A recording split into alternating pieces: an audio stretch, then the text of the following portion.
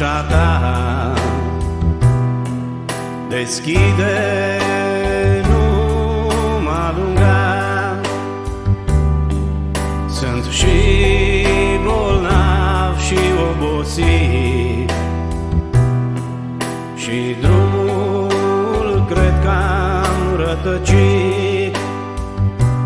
Sunt străin, sărac, fără de adăpost. Așa eram pe unde am fost. Eu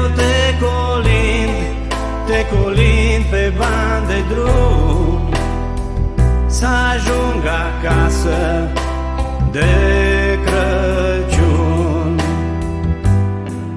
Căci am lăsat departe acasă doi copii și o nevastă, și le-am promis că am să mă întorc. Bogat, dar n-am avut noroc. Dar deodată ușa se deschide, nevasta în brațe îl cuprinde. Iar copiii îi dau roată. Aici este averia toată. Pe supărare am uitat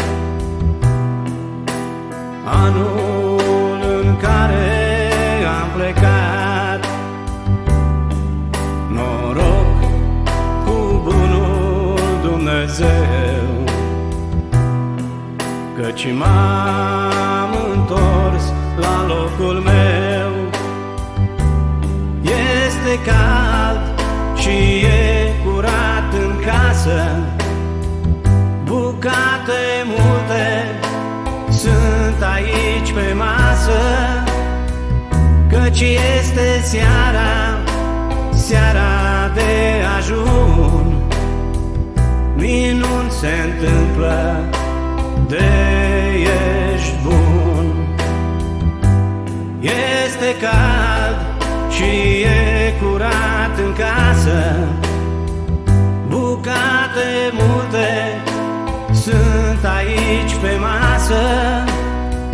Căci este seara de ajun, minuni se întâmplă de ești bun. Minuni se întâmplă